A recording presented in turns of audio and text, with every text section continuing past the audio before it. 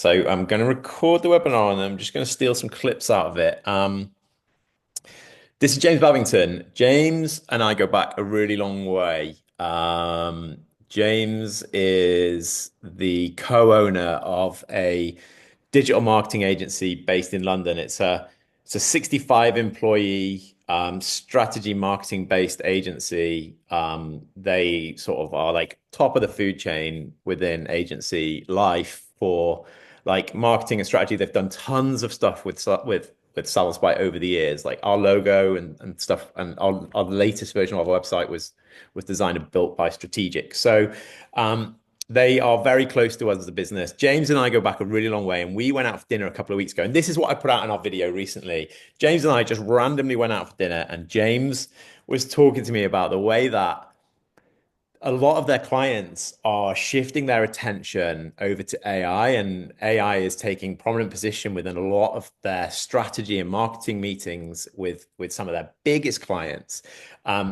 So we started to talk about salonspy and how salonspy is interacting and appearing within AI search. So ChatGPT, um, Gemini, XAI, Copilot, like how is salonspy appearing within those searches, and how are we doing as business? And James kind of called me out on it a little bit, and he was like, "How are you guys doing? What's your strategy? What are you doing behind the scenes?" And as much as we do have a strategy behind the scenes, it was really interesting to have someone of James's knowledge and James's expertise challenge me on that. So when we started to get into the results, I thought this would be brilliant for you guys for us to bring James to life, bring him out of the basement that he lives in, and get him in front of you guys. So we're going to talk about AI. We're going to talk about how your salons and spas and clinics are being found within AI search, and yeah, and what we can do to improve it. So a little brief overview of James. So James is co-owner of Strategic. He's currently advising. So GEO is the new SEO. So James is currently advising some really notable clients for GEO. Some of those clients are Unilever, Gore-Tex, Itsu Food, Oko, which is an e-commerce brand, the Dorchester Hotel Group, and also, which is more prevalent for this call, some smaller local businesses like James's local air ambulance and a few other local businesses, and how AI is changing the landscape for local search. So with that short introduction, I'm going to let James chip in, and then we'll get into just what we talked about. Thanks, Adam. Yeah, pleasure to be on the podcast, and thank you for those of you who have dialed in today. And yeah, as Adam said, we were just having quite a sort of open conversation during a dinner. We ended up getting out ChatGPT, Gemini. We were just doing a little bit of experimentation when we were sort of having dinner in Chester, and I was just sort of demonstrating to Adam just really how things are starting to shift. And one of the things that a lot of you will have probably noticed is there's a lot of hype around AI. There's a little bit of a gold rush of people trying to sell and push AI tools across a whole variety of mediums, from from marketing to kind of image generation for things like social. But what we're seeing within our agency across our clients of all shapes and sizes globally is that sort of shift in thinking. And hopefully today we can talk a little bit more about some of the numbers that sit behind it. But I think we can all see that there is a sort of tectonic shift happening with ultimately how people are performing searches, how people are discovering brands and services like what you guys are offering in your spas and salons. That's the real shift that we've noticed. Some of the brands we work with have been talking and thinking and prepping about this since ChatGPT launched almost 3 years ago. Others are just starting to notice and see that shift at the moment. So there's not many marketing meetings going by at the moment with the brands that we work with where this topic is not coming up. There's a lot of questions that people have, and these are all quite close platforms, so the statistics and the data behind them are not necessarily overt. It's very difficult to actually sort of pinpoint exactly what's going on, but there really is some really interesting shifts happening. So the conversation that we had, James, we were talking about. You actually said to me, how often are you using ChatGPT? And I was like, I do use it, but I use it in a more of like a research-based role. And you said I've sort of hit the nail on the head with that because that's one of the things you said to me was ChatGPT is like one of the kind of first tools that's really disrupted the way that Google's search results are being produced now. So one of the things that we talked about was consumers are heading to ChatGPT to do the research for them. So they're asking ChatGPT to tell them about the best local hair salon or the best local beauty salon in their area, or they're being more specific and asking ChatGPT to do research on a particular business for them. Once they're getting those results, then they're heading to Google for their what call to action, I guess. Yeah, to take action. So I think it's a Yeah. really interesting point. And in some of the data that OpenAI, who own and run ChatGPT, for example, they've released is some top level stats as to how people are using it. So they did a study with Harvard Business School, I think it was early last month in September or back end of August. And I think the first thing to note is that the way that the split of usage is, a lot of people I think assume people are using ChatGPT for kind of work related purposes, but actually 70% of people using the platform is for non-work based stuff. So that can be anything from people doing personal research, looking for products and services. But as you say, what we're noticing in the data that these platforms are putting out there is that people are doing what we kind of call top of the funnel desktop based research. I'm moving to this new city. What's the best salon in the area? For my needs, and they're starting to look and explore and find businesses, find products, get recommendations from ChatGPT, from Gemini, and all these other tools. And the thing to bear in mind at the moment is they're trying really hard to be, almost non-biased, to be very open to give you a sort of balanced recommendation. There are no advertising in these platforms yet, whereby if you do a search in Google, you have to scroll down past the people that are bidding and paying to be there first. So what we're seeing, because you don't necessarily get served up straight away with booking forms or telephone numbers in ChatGPT when you're recommended a salon or a business, users are still then going to Google to perform the action of kind of making contact, going through to the website, finding the phone number, the address, and doing more research. So, what's really interesting about Google last year is even though there's an assumption that ChatGPT are taking users away from Google and that sort of shift is happening, is Google actually had 22% more searches last year. So people are definitely taking the information that they're discovering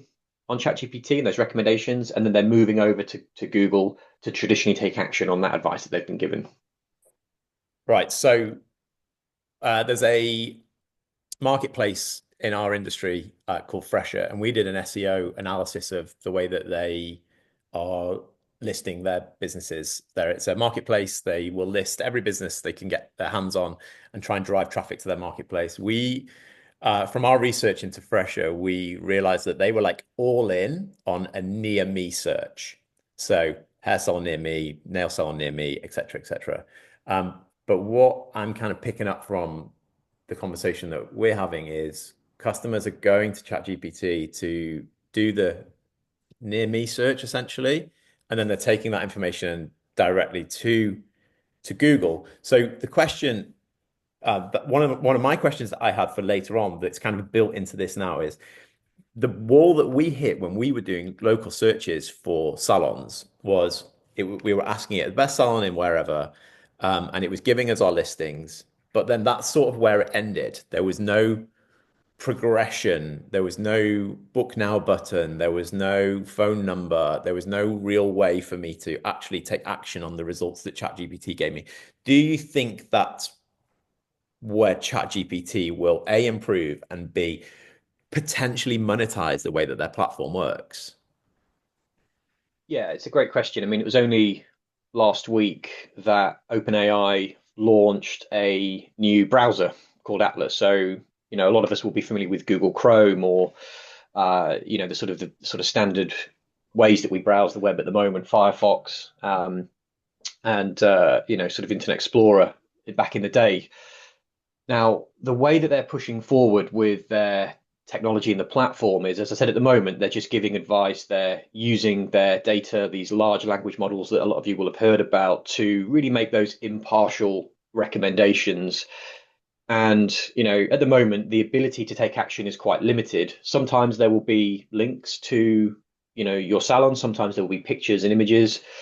And what we're expecting, or what I'm personally expecting to see a little bit of a shift in, is that we know that ChatGPT started to integrate products into their results. So if you were to search for, what's the best shampoo for this, or the best rain jacket for going hiking in, you're starting to see these product cards coming back in the search results. Now, what ChatGPT and Gemini and everyone else is doing technology wise is they're wanting to help people take action in their platform. And that means, for example, booking an appointment at a salon without actually leaving the ChatGPT interface.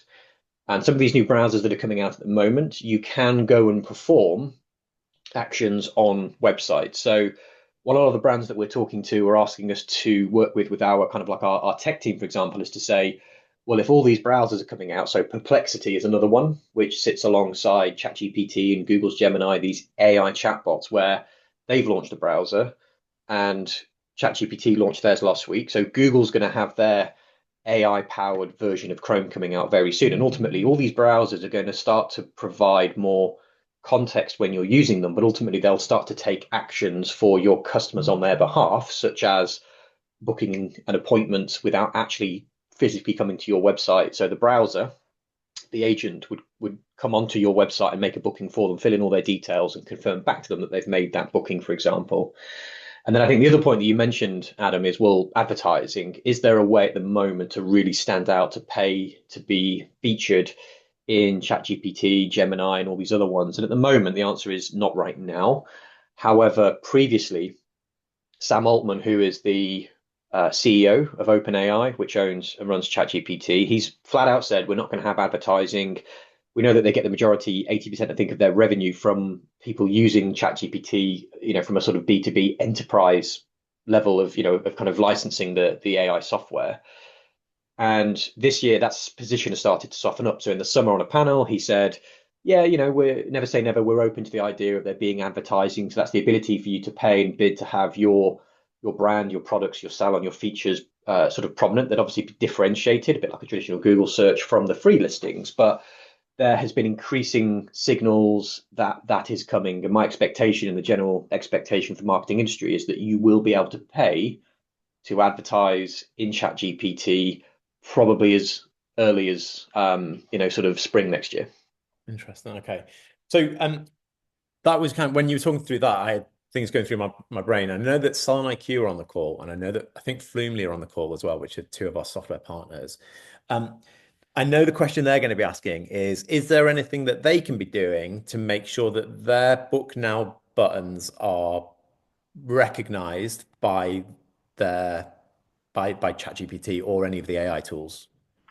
Yeah, and then I'm conscious, Adam, I know you asked if people had questions in advance, and you've got a few selected, but if people on the call do have questions, pop them in the chat. We'll see if we can, cover off some of these things. So if I understand correctly, what you're proposing or asking, Adam, is if a website has a call to action button on it, how do we bring that call to action out in the results of Yeah, the? potentially. So, like a lot of the salons on the call will have online bookings positioned on their website, but is there anything that the software companies that power these online bookings, is there anything they can be doing to make sure their links are found in the same way that you can book now on Google or Instagram or wherever? Is there anything that they can be doing to get?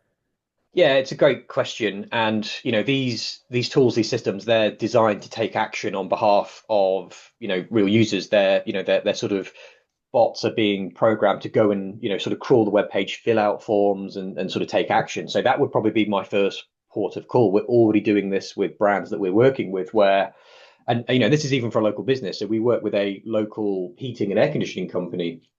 They've got a very complex booking system on their website where you can get a quote, make an appointment, and fundamentally, you can. Anybody on this call today could download the Perplexity Comet browser, or you could download ChatGPT's new Atlas browser. The latter is only available on Mac OS at the moment, and you can quite literally go on, prompt it, and say, "Please, could you see if you can book me an appointment on this web address? I'm looking to have my, my sort of appointment on this day, ideally at this time," and you can physically sit and watch whether that integration, that compatibility is there. And fundamentally, if the AI chatbot can come on and explore and find the website and take those types of commands and actions, then you've got a good knowledge and therefore understanding that it is compatible. But in terms of getting the call to action more prominent in the user interface of ChatGPT, and we're talking a lot about ChatGPT obviously on this call because they do have 80% of the chat AI marketplace. So being the first one to release a sort of chatbot style AI program, they've got that first mover advantage. ChatGPT, like Google's a verb, where we're talking about, oh, did you ChatGPT that, Adam? Did you Google Yeah. that? So, this relates to kind of all chat AI systems, but it's really down to them how prominent they choose to make the response they give, whether they even cite links to take action on your website. As mentioned, what I've noticed in just doing some research over the last couple of weeks is they very rarely even bring out the phone number. For a local business, they sort of just refer to it, and that's why a lot of people are then shifting over to Google to then actually do a little bit more exploration and click through to those websites and those brands. So it's ultimately, is the website content, are the calls to action clear? Anything that you set out on your website now, one of the things that we're saying to all the brands we're working with is that your website, it's no longer just a destination for people to come through to and then convert. It's a source of information. And it's really important to treat your website as that source of information because that's where these AI large language models are training about you, your brand, your customers, their experiences. They're having to collect and take this information to get that understanding. Okay, so that leads me into a question that we got from Anthony Popovich, who owns a salon in Greater Manchester. So, Anthony, feel free to pipe in if you want. You asked me a question that is largely to do with the link positioning within results. So, you've been doing some research into your own businesses and the link positioning that comes back. Anthony, can you hear me?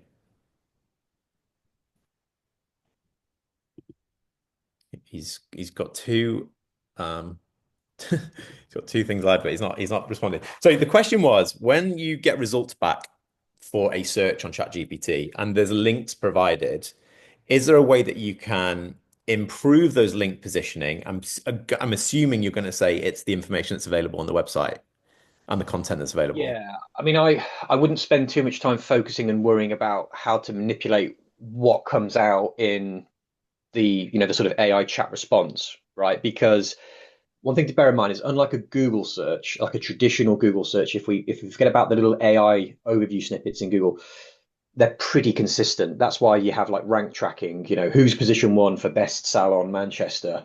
In AI, you get a different response each time, even when you're performing the same result yourself. You might get recommended the same businesses, but the response is always slightly different based on the way that these large language models work. There's also a very personalization factor laid into it as well. And it's constantly changing because if you think about the publishing world, so The Guardian, BBC, and all these global publishers, there's a real uproar at the moment because a lot of people are starting to get their news results from chat AI without actually going through to the sort of publisher who wrote the story, which is massively impacting their kind of revenue models. So the reason why I think that's relevant is because if your customers are searching for recommendations and your sound's kind of coming up and out, you've got to, I guess, rely on how that information is presented to the platform and then just concentrate on your eligibility to come forward. So, in my opinion, the way that AI and search as well, because traditional search isn't just going to stay the way it is, and we'll come on to this in a minute because Phil's asked a great question in the chat as well, which I'd love to come to.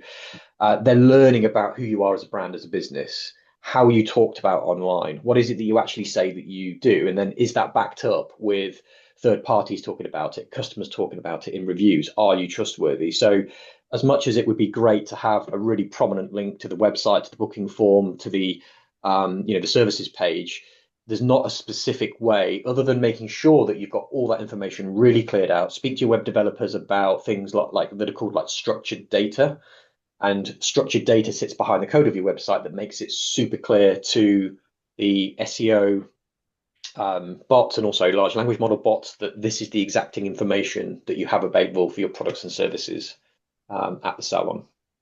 Do you know, Meta AI has completely changed the way that I use Facebook now. You know, when you'll see like an article and it'll say so and so has said something crazy, and you have to read this really long article to get to that tiny little bit of information that you want. Like Meta AI has just read the article and it just provides that tiny little sentence that's the only thing you want out of the whole article. And Yeah. yeah, you don't have to click the link anymore, which I imagine for the source is a problem, right? Like you said with their revenue models.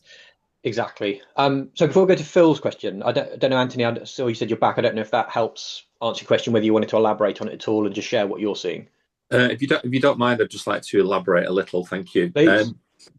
I think I had this conversation with Adam the other week. We use AI all the time, and just for example, I typed in best hair salon in Bury, and naively, I expected us to come up top because of all the work that we've been doing, and we didn't. And what happened was there were the salons that ranked higher than us, or number one, were, no disrespect to them, but they were kind of like one-man bands, small salons who use Treatwell and Groupon. So that frustrated the hell out of me. So it's kind of how do we get around that? That was the first thing, and then the second thing was I said to Adam earlier that we've also got an online platform where we sell hair products, and we've had, I think it's 5 or 6 orders that have come directly from ChatGPT. Yeah. And I'm kind of thinking, wow, this is great because it's not cost us anything, but how do we leverage that? Because at the moment we're spending money on Google Ads, which is expensive. So how do we leverage ChatGPT? Very expensive. So I think one thing I'd elaborate on for the first question is what's really great about ChatGPT, Google's Gemini is start by, and anyone can do this on the call, is to start by looking for those types of terms, best hair salon, Bury. And whilst you might see competitors, one-man bands, what the great thing is about these tools is you can say, why have you picked those and recommended those first? Why have you not brought forward my salon? And unlike Google, it will tell you. And the most incredible thing that we found about I'll talk about my sort of client I referenced earlier, the boiler of the air conditioning company, is we said, well, they're based in this one town, the city that's next to it. Why are you not surfacing this brand? You can just ask ChatGPT this in a plain conversation. It says, well, actually, we've noticed that people prefer to work with hyper local, plumbers and installers. And there is an assumption with customers that if we make a recommendation from someone in the town over, then they're going to pay a higher call out fee because there's a longer distance for that engineer to travel. And it just gives you that incredible context then to understand as to exactly why the platforms are servicing competitors over yourself. And it doesn't necessarily mean that that's exactly what you should do then to replicate and close that gap, because like with Google's algorithms, these things are changing all the time. And it does vary. And then the product side of thing, Anthony, as you said, it's really exciting how products are making their way now more into these chat AI responses. And I think it was only a few months ago in the summer that ChatGPT have started to bring in product recommendations directly into the results. You can click straight through to the product page, add to basket, and we're expecting that to go on, and not just with ChatGPT, but also with just general Google search. People are no longer going to be searching for recommendations for categories of products. That these platforms want to give you the direct recommendations to the products in the search results for you to then click through and sort of take action. So I would say if advertising does come to ChatGPT imminently, that should create a new marketplace. I think initially the costs might be quite high, but what I'm hoping we should see is that it should bring down costs on Google. There'll be a new marketplace to advertise on.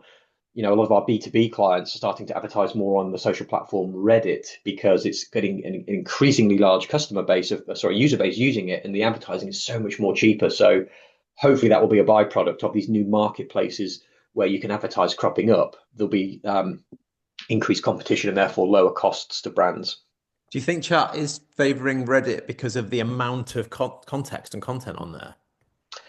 Well, Reddit's doing really well at the moment because it is quality human generated content. One of the biggest problems with AI over the last couple of years is people are just creating slop. People are building websites, launching articles, content that's just kind of recycled bits and pieces. So the thing with Reddit is it's all really high quality human-led content. Reddit are also rumored to be creating their own AI search engine, their own AI chatbot, because they just know how valuable all of that content is on their platform. So for those of you on the call that are not familiar with Reddit or don't use Reddit, it's something I've only started using in the last couple of years. It's ultimately a big online forum of people responding to and asking questions and having conversations about topics. So again, a lot of you might find that there are people asking for recommendations about salons on that platform. This is just one of the many ways that large language models that power these AI tools are learning about brands. So it's not just about a Google review anymore or a Trustpilot score. All these different locations are being factored in.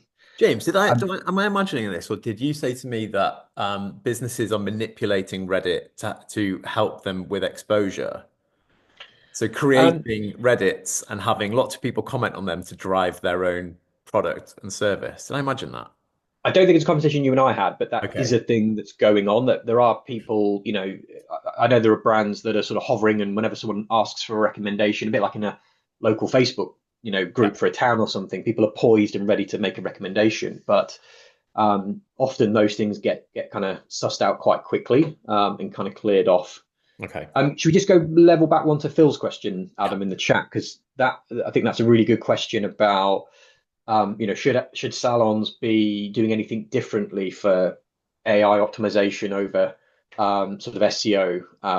Because ultimately, I think this is really good. So for those of you that are doing SEO for your kind of salons, the work that you do for that is very kind of closely aligned to the work that can be done to improve AI visibility. They're very, very similar. You've got to have there's three pillars really. One is the on-site technical structure of the site. Can large language models and traditional search engine crawlers come on, find all the information, access it, process it correctly? Is it technically sound? The second part is the content. So as mentioned, the integration of reviews, the rate card of your services, the addresses for the salon locations and so forth, and then a supporting content you might have in terms of blogs and user generated content. That's the second pillar, and both of these are equally important for traditional SEO and the sort of more kind of paradigm shift we're in with AI or generative engine optimization. But the third one is probably the most important, which is the offsite, what we call the non-website signals.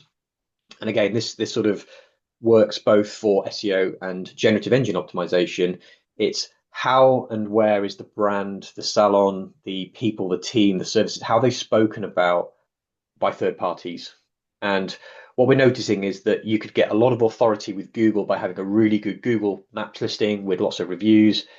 Google can give your website authority. If you're featured in like newspapers and lots of other locations that give you that authority, you can pretty much kind of rank for whatever you choose to optimize for in a really good way. But with large language models, they're looking much more broadly across how your brand is referenced and mentioned elsewhere. It's a very different process, unlike Google's algorithm. So the focus for you and your team should be, how do we make sure that people are talking positively about us and our services, and talking with depth and context? Because the other thing to bear in mind with all of this, people aren't anymore just searching for salon near me. The term near me is declining in terms of its monthly usage. It has done ever since the pandemic.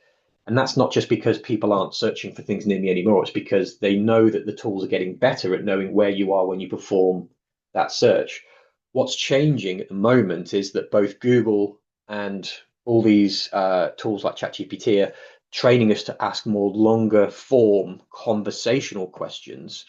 So it might be, where's a good place to go and get my haircut in Manchester when I'm there for business? I want to get a really cool fade. Who would you recommend where there's no queue, no appointment needed? Whatever it is I might be searching, that is what we're being trained to do and develop. And in order to be qualified to rank in these large language model searches for a whole variety of terms, we need our customers, we need our websites to be talking about the depth that we offer as a business to qualify to be sort of featured. You're on mute, Adam. Sorry. Can you hear me now? Yeah. So what does that mean for like an everyday salon owner? What can they be doing to help themselves optimize? Yeah. Well, I mean, David's just asked the perfect question in the chat. And, you know, this is why Adam was getting quite animated, excited when we were sat having dinner in Chester, was because we were putting in some salon searches into ChatGPT, and ChatGPT was referencing salonspy as a source of credible information. It was saying, well, according to salonspy, this is why we've recommended this salon first. So in all the cases that Adam and I were searching, or most cases that I say, salonspy was being cited alongside other review sources as being a sort of trusted resource of kind of credibility. So yes, we know that from the work that we've done over the years, the work, even just the testing that Adam and I were performing at this restaurant, that salonspy's reviews are contributing toward the algorithm that ChatGPT and others are using to rank and qualify. But what I would say, it's not the only source. It's important to have a variety of sources as to where you were doing it. So I would be making sure that my customers are leaving reviews on social media like Facebook, Google, salonspy, Trustpilot, wherever has got a high credibility to allow these tools to train on the experiences that my customers are having. Just back to the social media reviews. How does a Canva generated image provide content does versus like a classic Facebook review or a review posted to Facebook, as in the worded content, versus an image? Like a flat graphic, you mean, in terms Yeah. of, yeah. So, if you think about the tech that Google have had over the years, they've developed the ability to read the content in a PDF, to understand the context of a video, to see and interpret flattened text in pictures and graphics. ChatGPT and the other AI tools, they're still playing catch up with this. And they're starting to understand and use the kind of captioning of videos, because another thing we've not spoken about yet today is just how much the younger generation coming through are using TikTok to for entertainment, to find their news, and to also get recommendations and to buy things through the TikTok shop, right? So social media content is important. I think video content is becoming increasingly important. So if you've got genuine influencers or wannabe influencers talking about their experience in your salon and they're putting that on ChatGPT, on TikTok, great, because that content is becoming increasingly accessible, to being found in index. And it was only just the other day that there's a video player and bed company that it's called Wistia, and it's a little bit like putting YouTube videos on your website. They've just developed the technology now that makes all of the content, all of the captions, the transcript inside those videos accessible to these large language models. So I wouldn't worry too much about the medium of how people are talking about the brand on social media, or how your teams might be using social media to market the salons.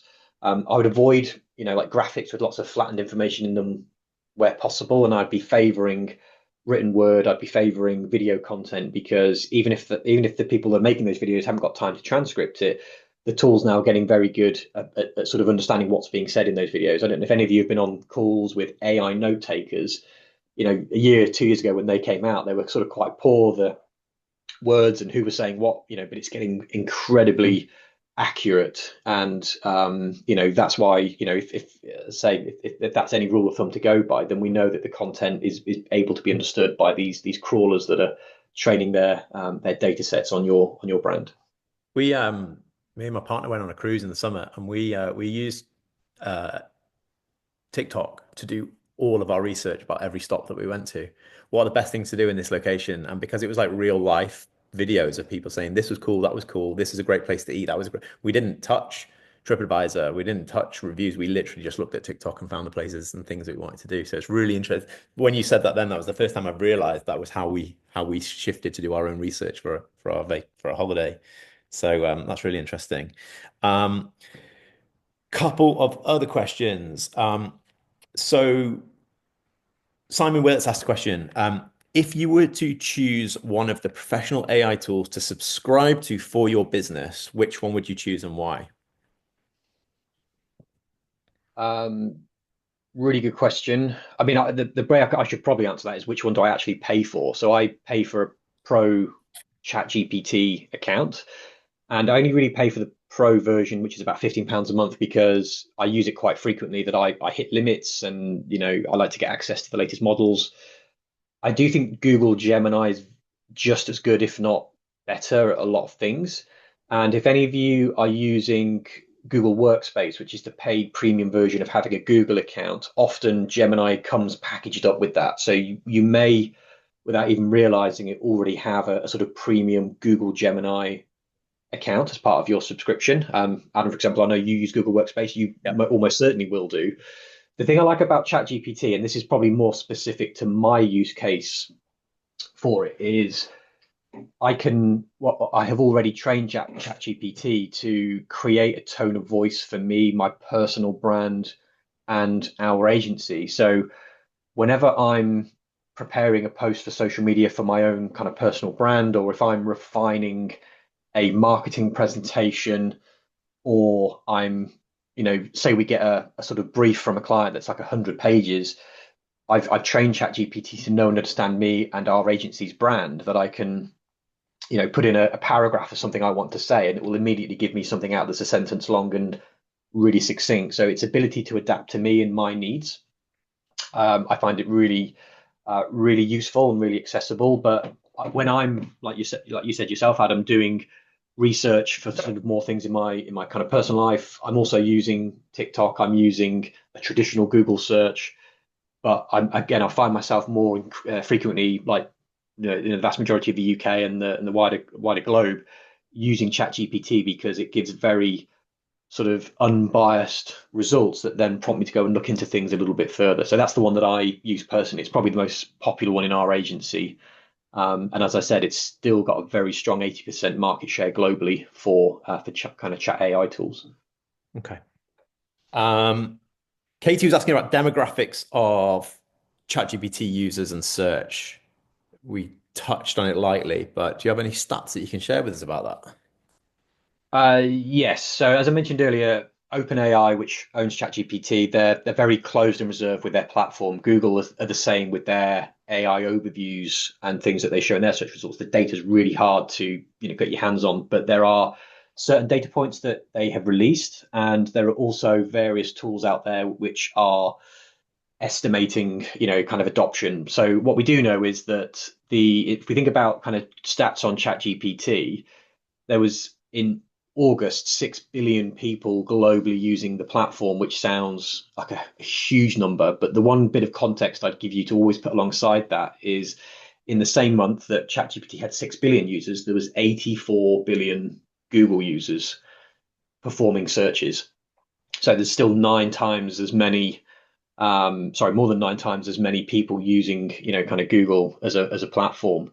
And 95% of people that are using ChatGPT still also use Google as well. So there's a little bit of a myth that people are just exclusively using ChatGPT and they're abandoning Google. There's a lot of AI tools and platforms kind of putting spin on that sort of stuff, but it's not really the case. And as I mentioned, last year in 2024, Google searches were up 22% globally, and they're continuing to show that trend. So as much as ChatGPT is growing at a huge rate alongside Google, it's the kind of cannibalization overlap is actually quite small and minimal. Now, the people who are actually using the platform, there's 810 million active users. That's roughly 1 in 10 adults globally. But in the UK, 40% of adults in the UK have used it or are using it infrequently, which might mean that they've tried it, didn't like it, they're maybe using it once a month. But the most important stat that I find quite interesting is that 20% of people in the UK, 20% of UK adults, are using ChatGPT weekly. And when it first came out, it was kind of skewed towards young men, so people that are in kind of tech professions, that sort of 18 to sort of 34-year-old demographic. But the latest results that I've been tracking and seeing is that fundamentally it's about 55% of people using it are in between the ages of 18 and 34. And then you've got, for the next kind of 10-year increments, it's about 20%, 35 to 44. And then it gets kind of smaller and drops off to the fact where it's almost very rarely used by people that are kind of over 65. So it's becoming a lot more balanced. It's becoming a lot more, I think the kind of male female split now is pretty much 50-50 as well. So But it's incredibly popular with the younger generation. Universities and educational institutions are sort of allowing people to use it allowing their students to use it for sort of academic research purposes. And I think alongside TikTok, this younger Gen Z generation that are coming through aren't going to be Googling everything. They're going to be using a variety of tools to discover brands, and if anything, using Google a lot less. Um, if you guys have got any more, I know Simon's just dropped a new question in the chat, but if anybody else has got any pressing questions, feel free to drop it in. We've probably got about another sort of 10, 15 minutes max, I would imagine. But I've got one question. We have kind of dabbled on it and we've touched on it but I think if we were going to just answer this on its own, what areas of AI should salons be concentrating on over the next 5 years to maximize their online visibility and AI local search specifically? Yeah, good question. I wouldn't say that salons need to be overly concerning themselves about how to necessarily get in and know all the nuts and bolts of AI, how it works. It's just having that awareness of how customers are starting to use it. And from a marketing perspective, as mentioned, I think it's incredibly important to have an up-to-date website with really good information, contextual information. Almost see your website as an opportunity to serve up a menu of your brand, your business, what it stands for, the values, the people, the services you offer, making sure that your web agency, that website is fully nixel crawlable, accessible. You can yourselves, as I mentioned, as these new AI browsers become more and more popular, download them, ask them information about you, your brand, your website. Can you make an online booking for me? And if it can't, then that's something that I would recommend taking and working with your web designer on and saying, look, this is a thing that that I want to get ahead of and be aware of.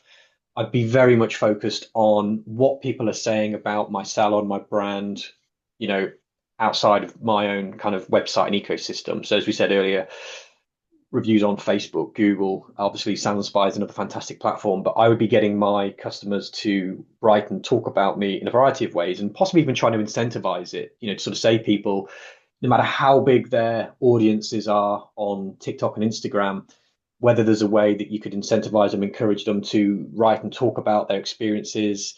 I used to work with a sort of hair salon I think it was based in Northamptonshire called Major, and like the army rank major, and they had this incredible spot in all of their salons, this like really well lit, they've got the logo in the background space where they would take photographs of their customers after they'd had their hair done. And what they found over the years was that customers were then using that space to take their own selfies and their own footage and stuff. And we had a really good strategy with them at the time to sort of say, well, encourage your customers, give them a discount or some free products if they go away and create a video on their social media, because this is all fantastic content that create coverage and validation and so forth about your brand and the experiences that your customers are having. So that would be my focus, but talk to customers as they're coming in.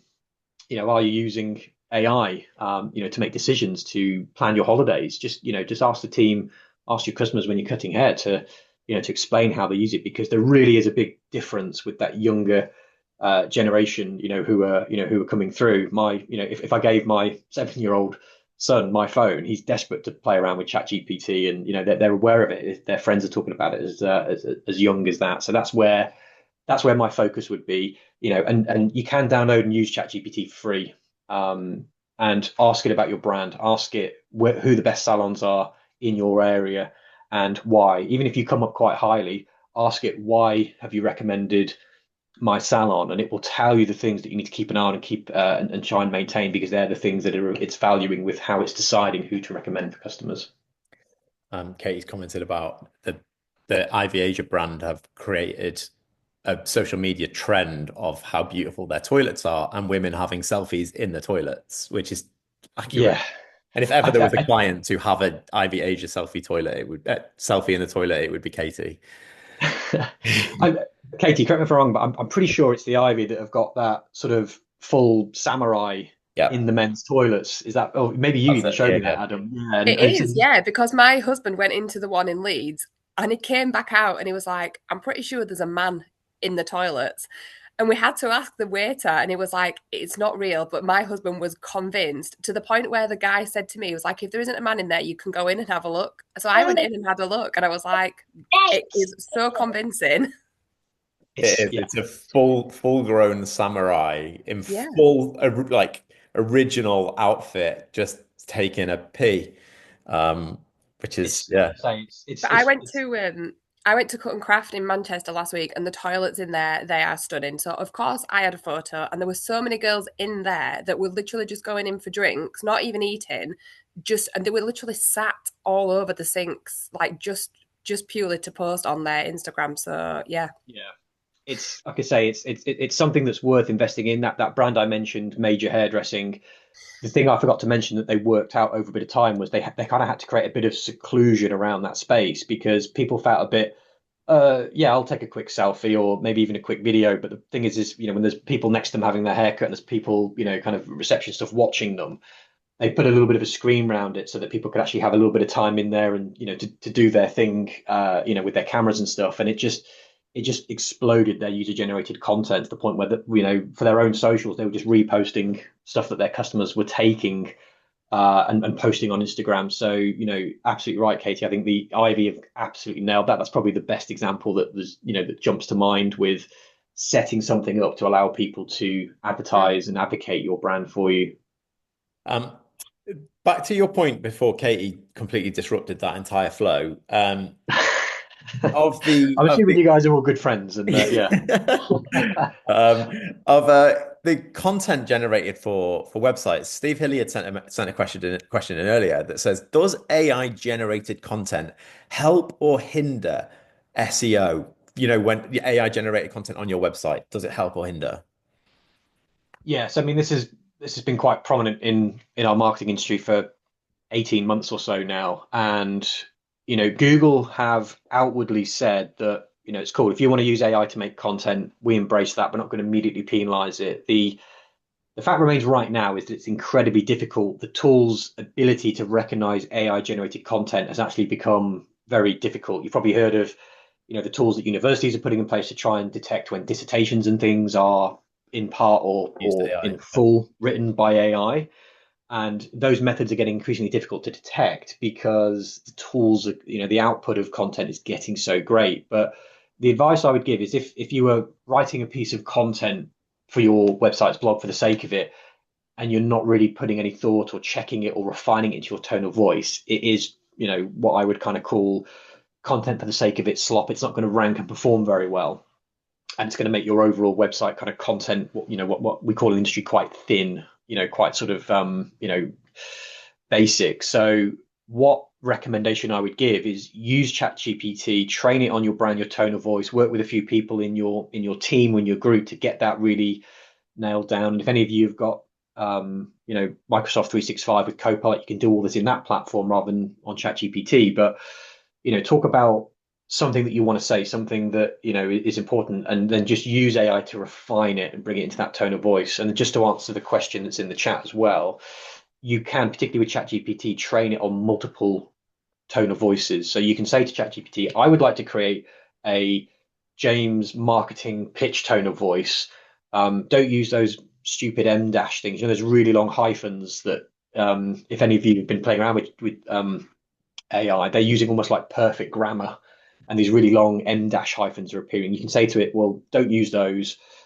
Use English, not Americanized spelling, and be outcome focused. And you can say, right, that's James tone of voice 1. And then I could program in strategic agency tone of voice 2, and I can put in all of our brand guidelines. I can have a conversation with it. But what it's very good at is also saying, well, feed me information. Give me your last 10 LinkedIn posts. Give me a proposal that you've written. And you can switch between those tone of voices to actually, speed up the process of kind of asking tasks. And Adam mentioned earlier, we do some work with the local air ambulance service here in Rugby, where I live. And what their in-house team have done is they've trained their own, what's called like a GPT. They've trained and this is in Microsoft, to sort of understand their tone of voice, because it's a really big team of people constantly pumping out social media content. And if you can imagine, with like patients and all of their sort of privacy and rules about the kind of medical sector and so forth. They check everything before they post it on social with this AI to make sure that it's on brand, tone of voice, and isn't compromising any patient confidentiality information. So what's quite a complicated process, they've just made that whole thing a hell of a lot quicker, which means that their teams can concentrate on, the kind of creative and getting stuff out there on social. And, they've got various tone of voices trained on that side, because not only do they operate the main air ambulance, which is the yellow helicopters, but also a children's air ambulance, which is the green helicopters that they operate as well. And they switch between those two tone of voices really effectively. Ian, I think it's Ian from Avant-Garde Salons. I'm not 100% sure, but Ian said, interestingly, we're top on best salon question on GPT, but only fourth on Gemini. As you say, it gives different sources for the ranking depending on the platform. Exactly, yeah, and that's why it can be so hard to to sort of focus in too much on a particular one. Gemini obviously is Google operated. There's going to be some parallels with their with their kind of search algorithm with their Gemini recommendations. But if you were focusing on an AI strategy, because ChatGPT has got 80% of the market share, Google Gemini's only got about 5 or 6, that's where I would sort of focus. But in theory, it's always good to take a step back and say, well, what is the marketing strategy? How do we get visibility on Google, where still, 10 times more people are actually spending time and converting, as well as these AI tools? Because, if I was to show you the data I'm looking at, there's a 45-degree growth line with people using these tools. And what I can also tell you guys about some of the brands that we work with, the referrals that are coming through from ChatGPT to websites, again, there's a 45-degree angle going up of how much they're contributing. And also people that are coming through from ChatGPT in particular, they're a higher quality customer. They're more likely to convert. They've already done a lot of top of the funnel research. So when they do come through, they've come through to take action. They've come through to make a booking.